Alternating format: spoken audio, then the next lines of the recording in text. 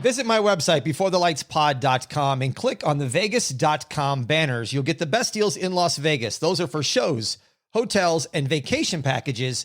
Go to beforethelightspod.com and click on the vegas.com banners.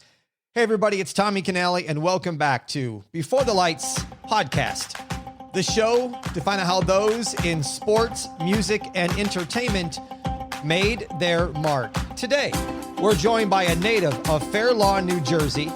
He's been a basketball coach in the NCAA, the NBA, the CBA, a CBA owner. He's part of 2 NBA championships with the Detroit Pistons. He's an author, a podcast host for Coaching U. He's developed coaches in over 140 countries and one of the most respected figures in basketball. A gold medalist, 9 years as vice president of the NBA Coaches Association, founder and president of Off the Court speaking and consulting firm, and recently been named the chief global officer for MindView. Please welcome to the show, Coach Brendan Suhr. Coach, how are you today? Good. I was so damn good an intro. I was expecting applause afterwards. That was fantastic. Maybe the best intro I ever had, Tommy. Great job. Thank you, brother. I appreciate that so much. And I want to say thanks to Bob Delaney for connecting us. Bob's been a recent guest on my show, and I wanted to just say, Bob, thanks a lot for connecting me and Brendan. Yeah, Bob is a dear friend. We played against each other in college. And then, of course, he had many of our games in the NBA. And actually, we're going to do some work with MindView. So we're just great friends, and it's fun to grow old together with friends. Agree. Coach, early on, when you were in college or maybe prior to college, just go back to high school, what were your career aspirations to be? Yeah, no, I was blessed because that's a great question, Tommy, because I had a great high school coach. And high school coaches and teachers for kids are great influencers in their lives, I think. Teachers make a difference in kids' lives, and my coach was the same. And my high school coach was U.B. Brown, if you can imagine. And, he was the best teacher in our high school. He was the best coach in our high school. And it was a very big school in Jersey. And UB coached, he was a defensive coordinator on a state championship football team. He was our head basketball coach, took over the worst team in the state, turned it into a winning program. And then he was a baseball coach, and he was such an incredible baseball coach. He was a college baseball player. And, and so UB was my inspiration, even though I only had my sophomore year. He just made such an impression on me that I wanted to be like him. And luckily we were able to stay in very close contact. He went into college coaching, but back then college coaching, I remember he told me, talk about transparency. He leaves us as a high school teacher, coach, had a job at a swimming pool in the summer, and he made $15,000 back then. And he took a job to coach at the College of William and Mary, a wonderful, beautiful school in Williamsburg, Virginia. And he went for $6,000 to become a college coach. And so what happened was in the summer, because he didn't make any money, he would come back and he would do speaking in the Pocono Mountains and do camps. And they would get $100 for an hour lecture to camp, 2-hour lecture.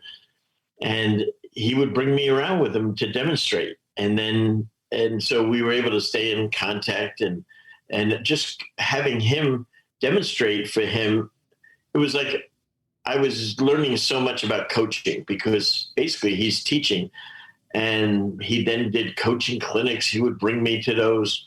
And fast forward when I worked every summer, rather than go get a real job, I worked as a counselor at basketball camps. My buddy was Mike Fratello, who is a great coach in the NBA and TV announcer. And Mike and I, because we lived in neighboring towns, we would drive to work camps 10 weeks of summer. And that was what we did. That's how we developed as coaches. And then when I was 27 years old, UB brought me to the Atlanta Hawks to be his assistant. I didn't know a damn thing about the NBA. But the thing is that, I wanted to be a high school coach. That's all I wanted to be in life, was a high school coach and be like him.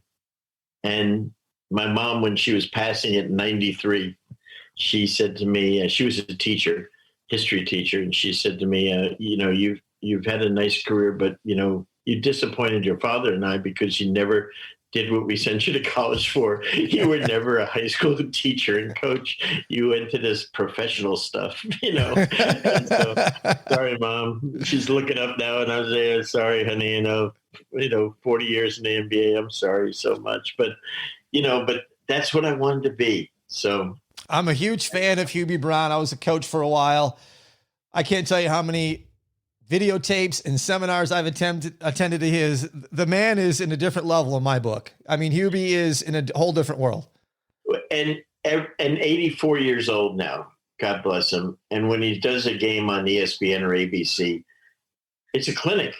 It's an absolute clinic. Mm-hmm. He is so incredible. And I just get such a kick out of it, saying, I can't believe it. When Fratello and I were coaching the Hawks, Ted Turner was our great owner. And Hubie said, after like our first year, he says, we got a problem. I said, Fratello says, what's the problem? He said, Ted wants me to manage the Braves. And so he was going to take the job as the manager of the Braves, and Bowie Kuhn was the commissioner of baseball, wouldn't have let him happen. But Hubie was ready to roll, do the Hawks and the Braves. Wouldn't that have been something? That would have been something. Coach, why do you think the game of basketball is so revered and loved by so many? What draws everybody into this fabulous game? Well, I think, on the world, I traveled the world, as you know, and so we know soccer / football overseas, is the game. That's their game. But basketball came quick. I think, 5 players, you only need a ball and a hoop, so it's easy. We don't need equipment like we do in football. The game's faster than baseball, that we all grew up in the States playing. But I think the big thing is it is quick. And, the kids in the urban area that maybe only have limited recreation facilities, playground with a bucket, and a hoop, not even a net, can play. But I think it's been an incredible thing for so many kids. Now it's the second most popular game. And in China, it's where I go a lot. It's the most popular sport. 300 million people play basketball in China. That's phenomenal. That is phenomenal. It's mind blowing when you hear that number come out about just population of our country. Yeah. That's what people play there. It's unbelievable. Coach, when did you know you were making an impact in the game? Oh, hell, I don't know if I am anyway. Who knows? You never know. Isaiah Thomas is like a brother to me, and, has been so instrumental in my success. Doc Rivers, I drafted and coached in Atlanta, and they seemed to, and Dennis Rodman, who I love to death. And, I think as a coach, your main objective is to love your players, to serve your players, and to care about them. And so that's what I try to do. You never know, just like with your own children, till later on, like a lot of parents I know, their kids don't even talk to them anymore. My son and daughter, who are adults, 37, 34, we talk every day. And my son, he works in intensive care in Orlando in a hospital, and he'll call me as he's getting off shift or, coming home or going to it. And every phone call we have, every time we've ever talked, is, I love you, Dad. To me, that's the greatest impact you can make. So I'm one of those people that I really believe coaching men. I mean, every time Isaiah Thomas, BJ Armstrong, people like that I coach, literally every time we get off the phone, is, I love you. And to me, that's maybe the greatest impact that I've had, I would agree. I don't know if I know anything about basketball. It's not really important to me. I just love that. I love the people that I've had. Let's go back to 21 years old. You're assistant at the University of Detroit Mercy under Dick Vitale. What was it like? Hey, what was Coach Vitale like compared to what people know as an awesome baby and this high energy commentator to what you saw at 21. Wow. I when he hired me, I was going to be a graduate assistant, at a college to get my master's degree. And I'm doing my student teaching in my hometown of Fairlawn, New Jersey. And it's April 1st. And my college we don't graduate till mid-June back then. And he gets named the head coach at University of Detroit. And the next day, I worked for him at his camp for 4 years. So I've known him, and just as a camp counselor teacher, he calls me up and he says, come down and see me. He's the assistant coach at Rutgers. He said, come down and see me. I want to talk to you. It's an hour and a half drive. I drive down and see him. And anyway, he says to me, back then we only had 2 assistant coaches in college. That's all we had. And he says, one guy I want to get can't come. You want to come? I don't even know where Detroit is. I'm from Jersey. I don't even know where it is. I don't know anything about college coaching. I don't know how to recruit them. I haven't graduated college. I graduated in 2 months. I got student teaching still to do. And I said, yeah. I mean, let me call my mom and dad first and ask permission if I can go. I'm living at home, for crying out loud. And so I like in 10 minutes, I just had a job. I didn't even know what the hell I was doing. And literally he had been to Detroit once. I had never been. And we went out there, 2 guys from Jersey. It's like a bad movie almost, it's like my cousin Vinny in basketball or something. And all of a sudden we go out there and Dick, upon arrival, makes a statement. Signing period wasn't until mid-April back then. There's no early signing period. He makes the announcement, any high school that wants me to come and speak at their banquet, I will do for free.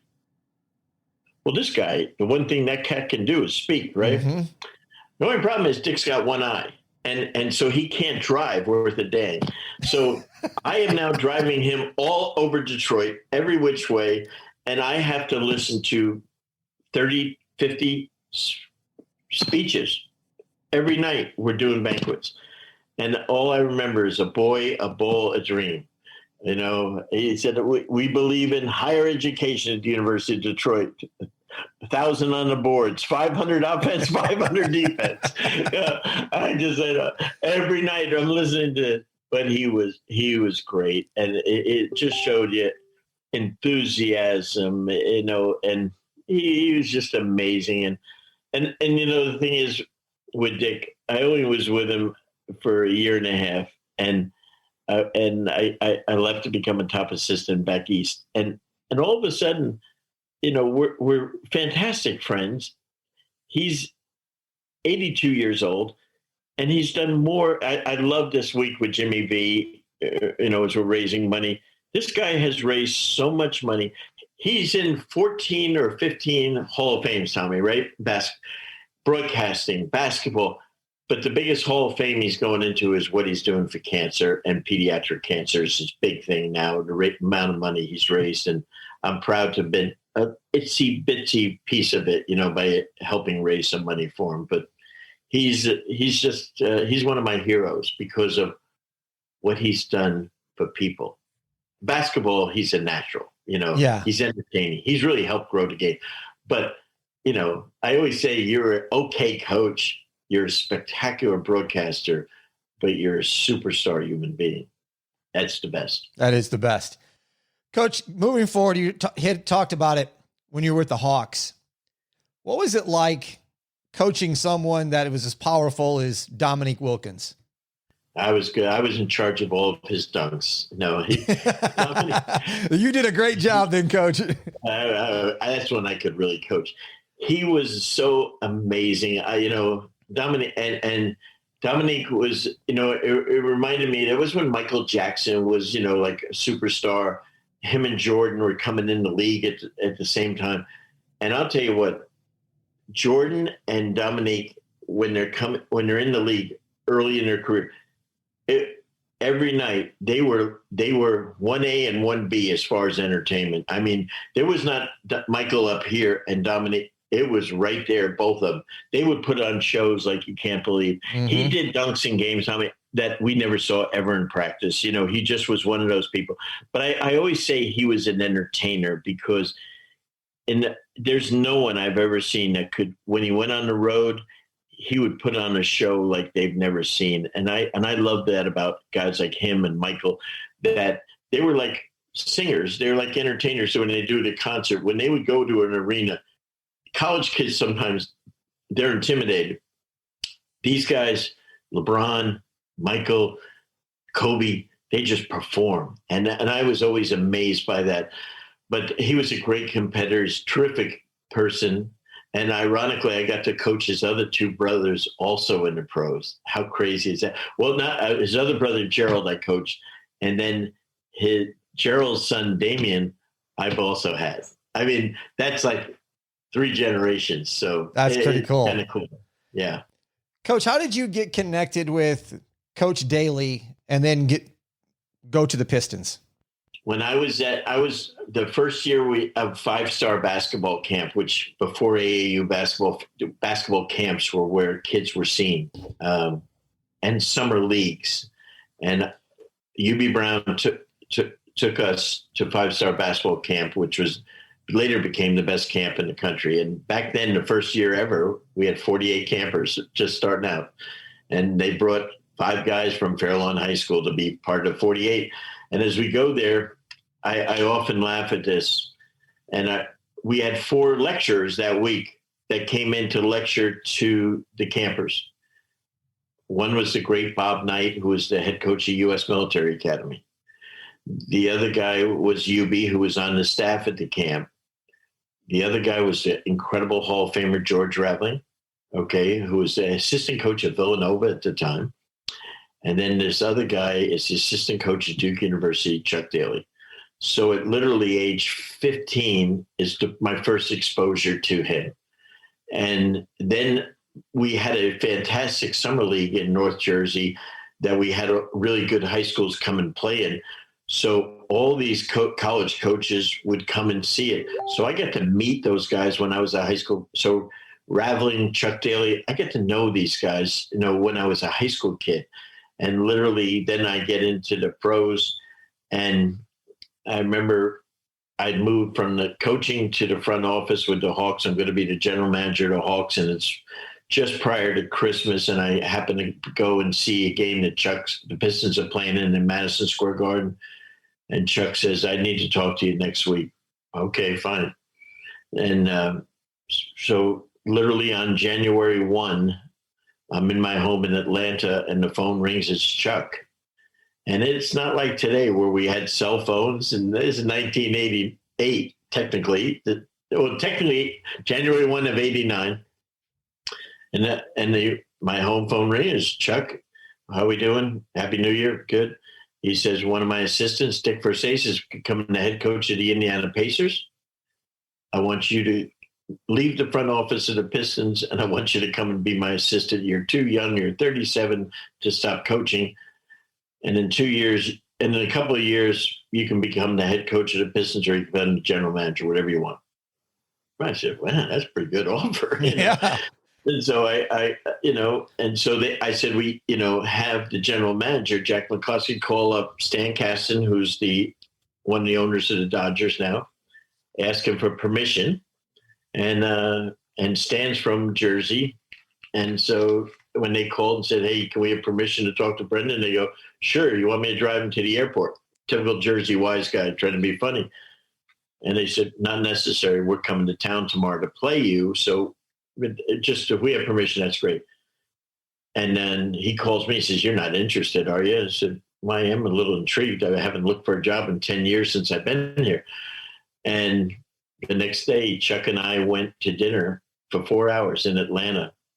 And it was a life-changing dinner, because at the end, the Pistons and the Hawks were tremendous rivals back then. Very not nice rivals either. Really didn't like each other. At the end, and they had lost in the finals to the Lakers by 2 points in the Game 7 the year before. I said to Chuck, I said, listen, I'm nervous that if I go to your team, your players won't like me. I don't like them right now. I said, and also, I said, I don't want to screw up your team. And this is the greatest answer I've ever heard, Tommy. He said, listen, I've been coaching at the time, 34 years. I've made every mistake you can make in coaching. Don't worry about making any mistakes. Let's just go and have some fun. It was so liberating. And I said, okay, tell the GM to call me tomorrow. Let's work out a deal, right? So the Pistons back at the time, they were very cheap, they didn't pay their assistants much money. And they offered me $50,000 more than they had paid their assistants that went to the finals the year before. And they offered me 25 more than I was making at the time. And I said, "Boy, but my wife was working for AT&T in Atlanta. And I said, listen, that's a great offer. I said, my wife's going to have to give up her job. So I can't do it. And Jack McCloskey, I pride myself in really being a good negotiator. I've done a lot of contracts for NBA players and coaches. And I said, so I think it's going to end right there. And Jack McCloskey used the greatest technique I've ever heard. He said, Brendan, what do you want? I said, oh my God, I'm screwed. I'm screwed because whatever I ask for, I'm getting. I just know it. And I threw out a very high number and he said, not done. And I said, oh shit. and now I had to call my wife, who's from Atlanta. Our two kids are from Atlanta. Her mom and dad and 5 brothers and sisters are from Atlanta. I got to tell them we're leaving. I said, oh boy.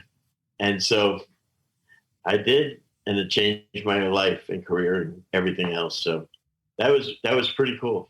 The relationship that you developed with Chuck Daly went way beyond X's and O's and basketball, to the point where you wrote a book about Chuck Daly. So if you would speak about that book and the relationship you guys really had, because it was much more than what is beyond 2 coaches. Yeah, he was just so wise, and it was like UB, Mike Fratello. They gave me in the NBA. They taught me everything about it: bachelor's degree, master's degree. Chuck Daly gave me my PhD in NBA basketball. He just put everything together. He mastered the people part of coaching. That's where there was no one like him. And then his X and O's were beyond brilliant, but the way he could maneuver and handle every situation, it was like he knew what the outcome was going to be beforehand. I've never seen anyone like that. And we were just aligned, and I think, I have a growth mindset, Tommy, so I'm always trying to learn and get better. And it was like, I went there and a lot of people, if you work with UB Brown, you'd say, don't worry. I know everything, Chuck, don't worry. I got this, It was just the opposite. I just went there as an open book and said, teach me. And then anything I could contribute, fine. But we were so aligned. And I think the players, and this is really important in coaching staffs in every sport, I think our players, and these were the most brilliant players I've ever been around. Isaiah Dumars, Vinnie Johnson, Lambeer is like a genius, Mohorn, Sally Rodman, Mark Aguirre. These guys, they were masters of their craft. And these guys, they knew if 2 things. They knew if you two didn't get along, which happens on a lot of coaching staffs. They knew if they couldn't get along. But they also knew if you guys, we would be in a timeout and Isaiah could look at me, and I could tap Chuck on the knee and Chuck would say, what do you want to add? And I would say it. And Isaiah would just smile, because literally he had nothing that he would ever say, what are you trying to coach my team for? He was open. Chuck had this saying, Tommy, that I don't want you on my staff if you're not better than me. Well, that was a bunch of bullshit, because this guy was a master. He was so smart, but it made you say, basically he wanted people around him that were really super competent. The players knew were competent and had credibility. And so that's what made us so special, because back then we only had 2 assistants in the NBA. Now it's like there's not enough seats for guys, right? And so it was really neat. But Chuck was Chuck, the most fun I had with Chuck was after a game. We were the first team to ever have our own plane. And we would fly all over the country. After a game, we would fly to the next city, fly home. Those flights home, because we won almost every game. So when you're flying home, you're in a pretty good mood. And he would just talk life, philosophy. It was unparalleled. I mean, it was just like, so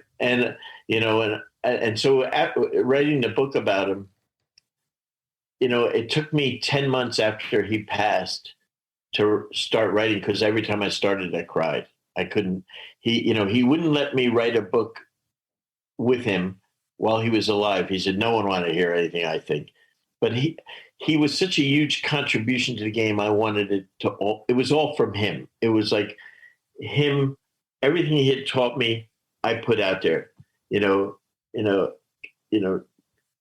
just Chuck Daly, Coaching U. It was a play on words, and that's what we tried to do. And he just was a master at even little sayings. Like, one of his favorites was, you can't fool dogs, kids, or NBA players. They know. That's a pretty good line. It's a great saying.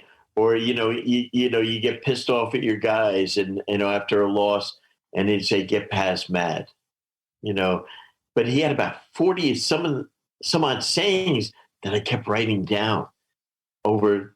I was with him 12 years at the end. The last three, we did Detroit, we went to Jersey, we did the Dream Team, then we did Orlando, and that was fun, when we did Orlando, because he was 67 years old, and and he decided to go one more time, and it was, the thing is, if you ever saw us practice in Detroit, Tommy, and you walked into the Palace, or we didn't have a practice facility like these places do now, but if you walked into the gym and you watched practice, you'd think I was the head coach, because he had me do all the teaching and coaching, because he said, they've heard my voice too long. They need a new voice.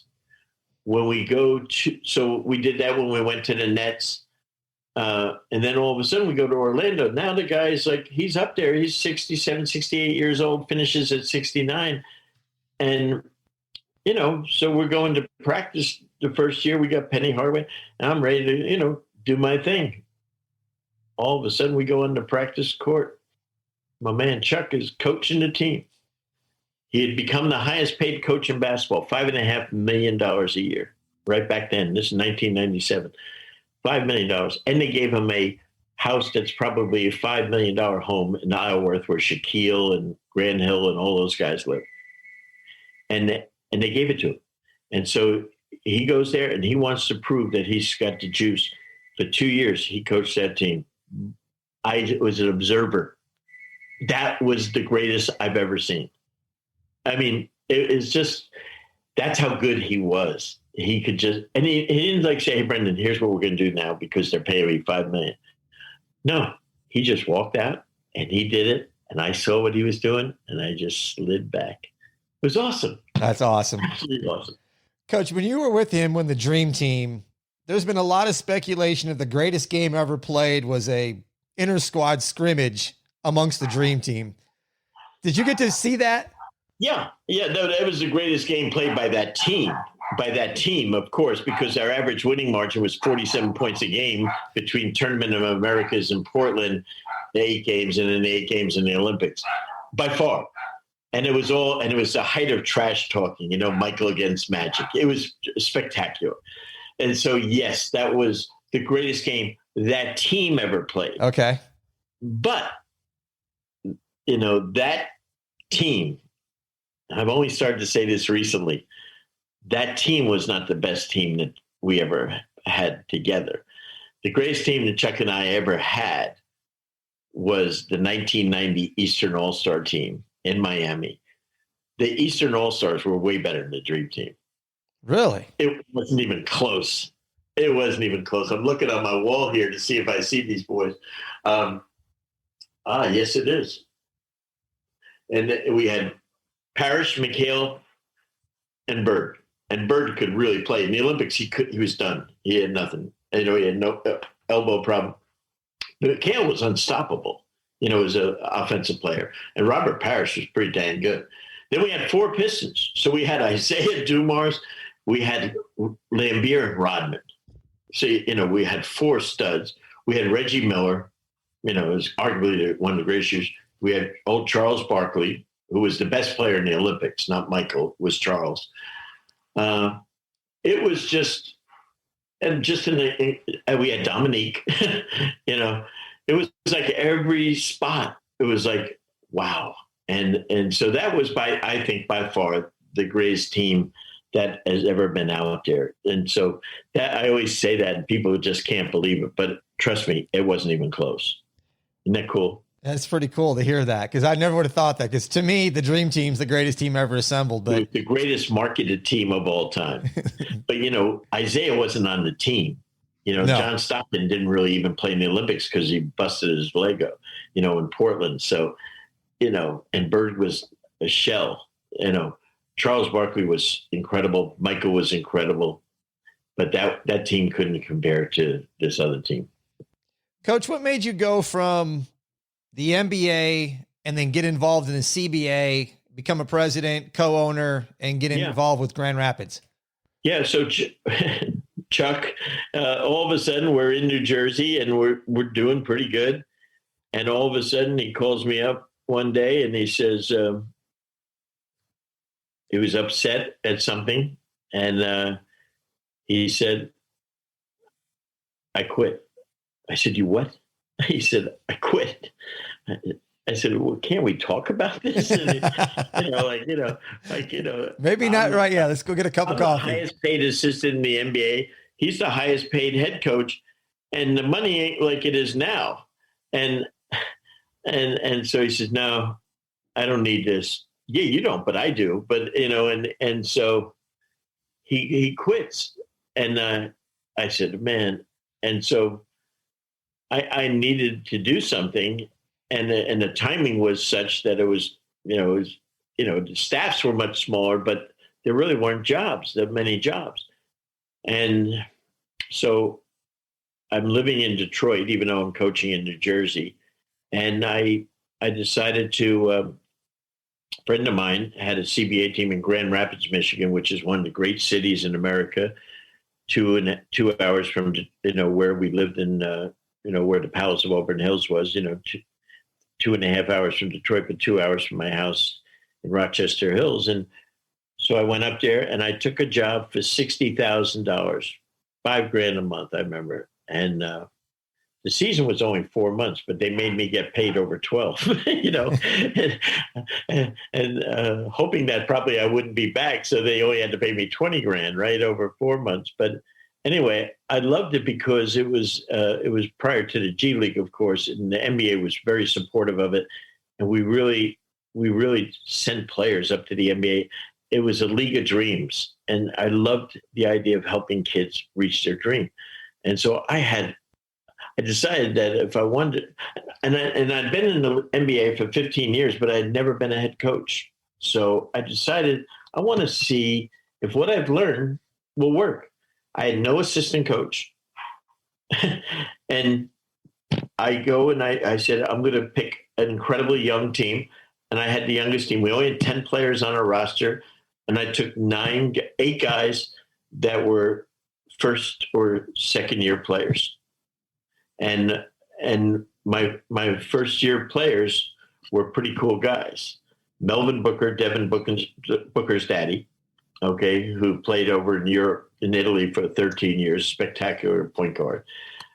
Matt Maloney, who played at Penn, whose daddy was John Chaney's longtime assistant at Temple, Jim Maloney, who ended up going and starting with the Houston Rockets for 2 straight years when they were really good with Barkley and those guys, and Drexler.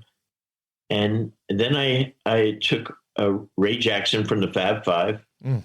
So I took this kid out of Purdue by the name of Conzo Martin, the head coach of Missouri now. So I had all these babies, and you know what? They were so coachable. They were phenomenal, and they allowed me to coach them. And the coolest thing is to this day, we're friends. That's the coolest thing. Yeah. And it was wonderful to watch them. And several of them had gone into coaching. That's even more amazing. I paid them $800 a week. That's what we paid back then. Conzo Martin getting $800 a week. Man, it's just amazing. And so that was what happened. But I liked the team so much. The people that owned the team couldn't afford it the following year. And we were trying to get the DeVos family, who was from Grand Rapids, that owned the Magic, to buy it. And the NBA wouldn't allow any NBA owner to own a minor league team. How about that? So a local business guy and I bought the team. And I loved it. I was the managing partner, and I became the president, coach, and general manager. And I 3 times my salary. And we moved into an arena, a 14,500 seat arena. And I had 3 billionaires, the Boss family, the Van Andel family that the arena is named after, and one other guy in town, billionaires that were my limited partners. Okay. I had no money in the deal. It was the greatest business deal I've ever done. The biggest mistake I ever made was going back to the NBA. Because I had a blast. We had great crowds, made a lot of money, and it was fun. That's a hell of a deal. Oh, man, it was so much fun, and it was cool because it was for a year. I probably shouldn't say this, but Rich is dead. Rich DeVos, one of the greatest guys of all time, owner of the Magic. But for a year, I lived. They have a hotel in Grand Rapids called the Amway Plaza that is a replica of the Plaza in New York. It's gorgeous. And I lived in that hotel in a suite for a year, and the family didn't know I lived there for free.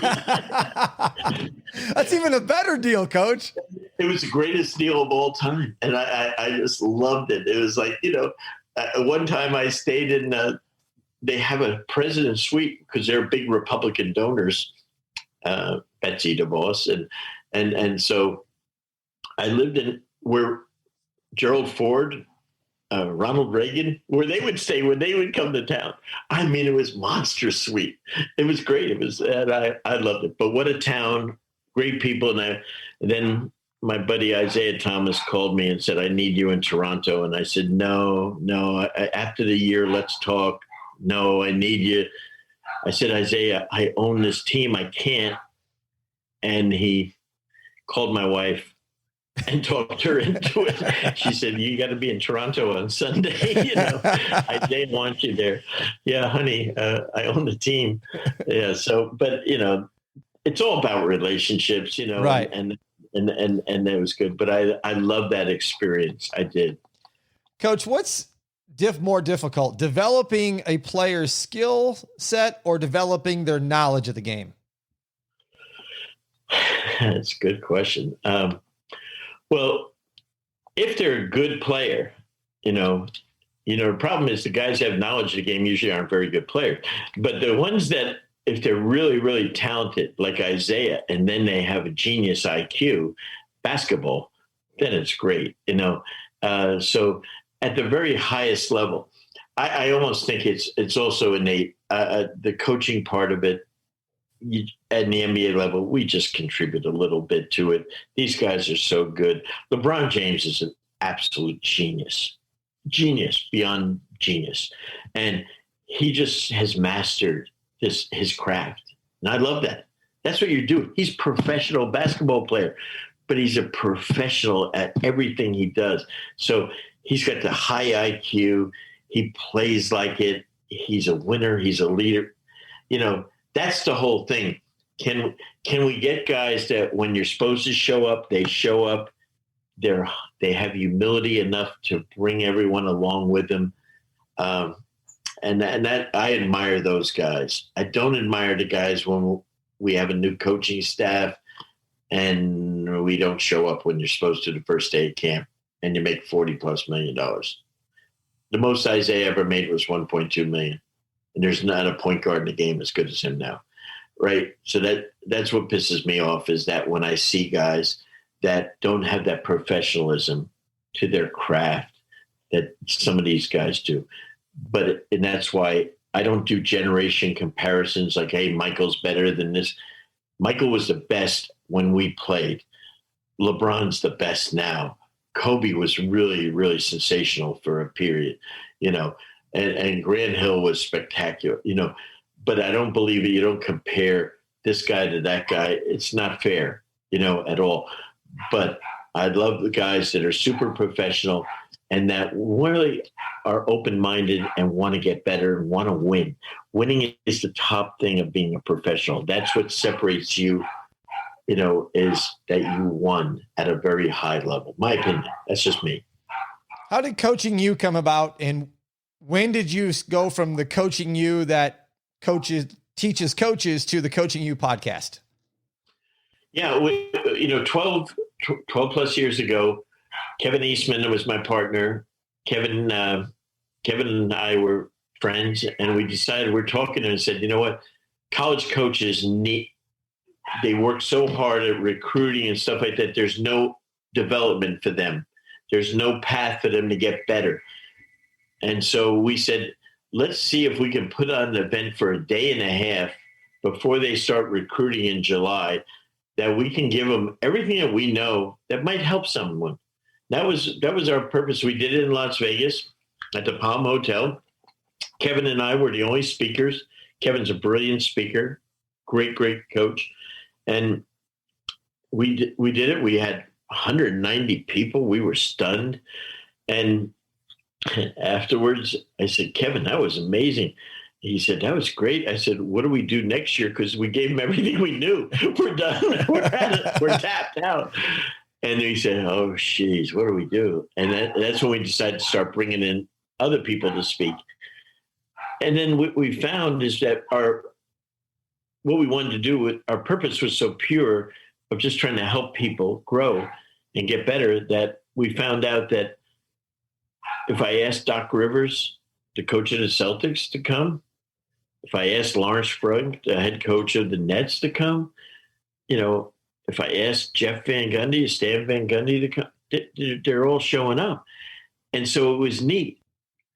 And then, so that was why. And then probably it got so big, I wanted to keep expanding it because there was a need for it everywhere. We expanded. We did a couple of sites.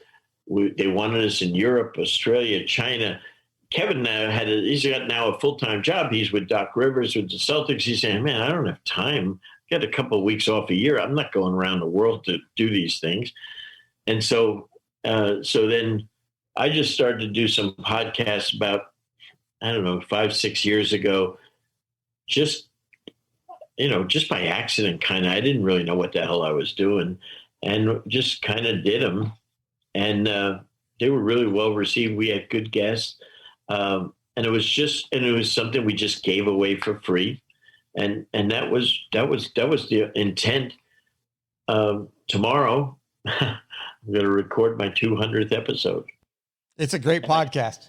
And I took a whole year and a half off when I was coaching at LSU because I didn't want them to think that I was, more concerned about doing something else. So I really like it because I didn't know Tommy till 2 years ago that anyone outside the United States heard it. I just thought, I said, hey, all these people, all these coaches in the U.S. are listening to it. They seem to like it, And then I found out at the time, all of a sudden there were, 80 countries. Now it's like 140 countries. And people, it was like, are you kidding me? And so that's been the biggest thrill that, your podcast can be heard by everyone. Mm-hmm. That's cool. That's really cool.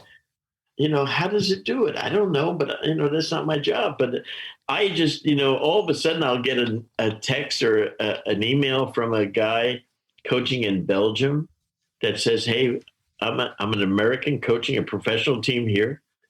My wife I can't mention his name, but she's one of the best tennis players in the world. Okay.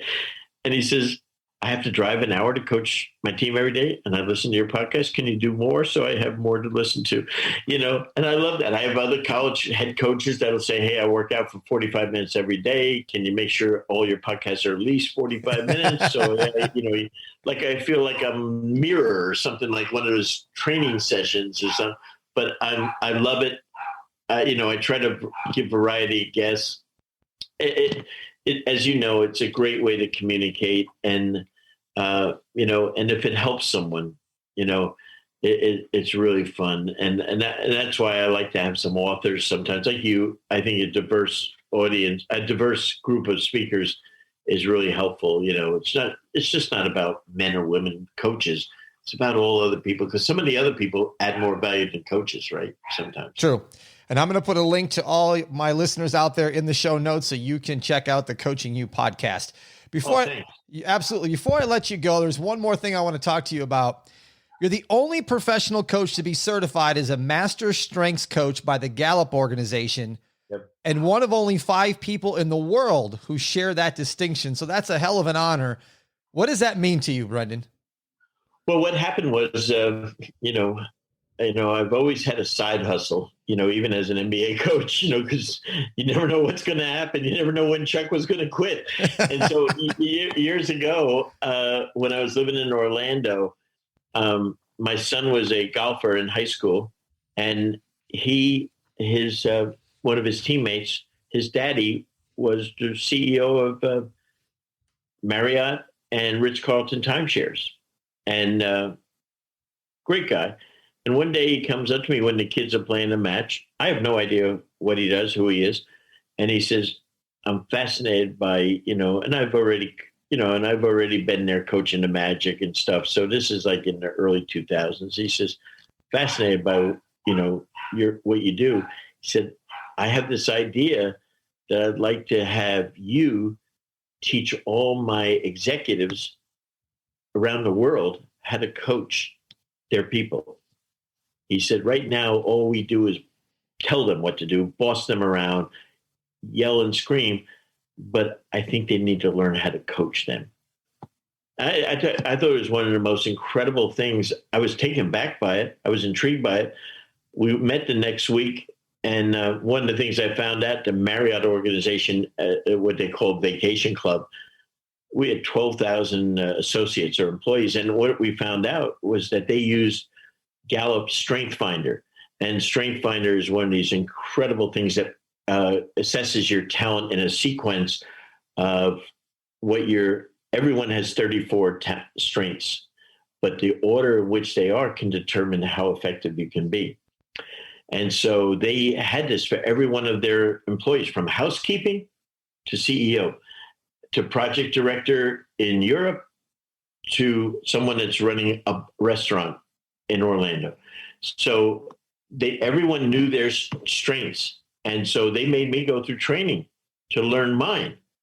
And then I saw it, and I saw the value in it. And right away I said, my God, this is going to make me a better coach. Now I was unconsciously competent for years, as most coaches are. I had no idea what the hell I was doing, but it kind of worked out. And now all of a sudden I became consciously competent. Now all of a sudden I now knew why I was doing different things. So I got so intrigued by this that they brought me to Omaha, Nebraska, to the Gallup headquarters, and I went through training, and I became a master strength. They never let outsiders do it, and they let me come through, and I'm the only professional coach that's ever done it, and I absolutely use it to this day, and it's really helpful. My number one strength is I'm a maximizer. I like to take things that are good and make them great. Okay. And you have to own your strengths, Tommy. You just can't say, oh, this is what I am. They literally say to you, is this who you are?